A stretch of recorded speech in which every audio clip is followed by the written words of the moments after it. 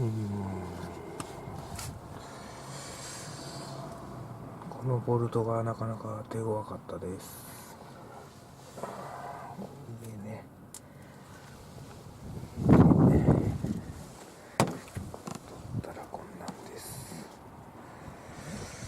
こいつのこの上のベアリングを今から変えます。よし。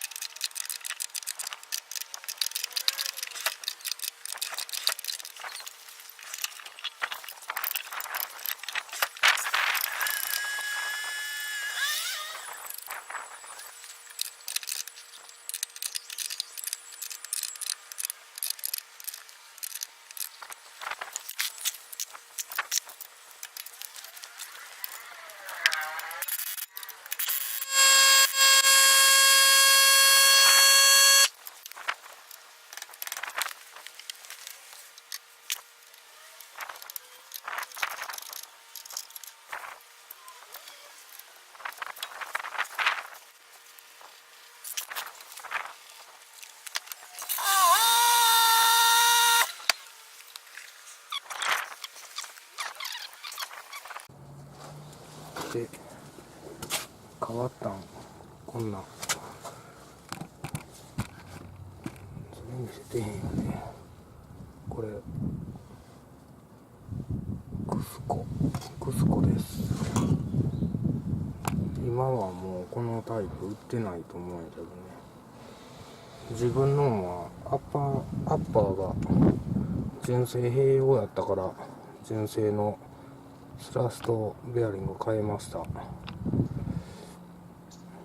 まあ本来ピロボールやったかな、こんなんじゃなくてちゃんと上にこうボールベアリングみたいな、それがこう動くんやけど、もう純正のやつボロボロ。9年14万キロで買いました。以上です。チャンネル登録お願いします。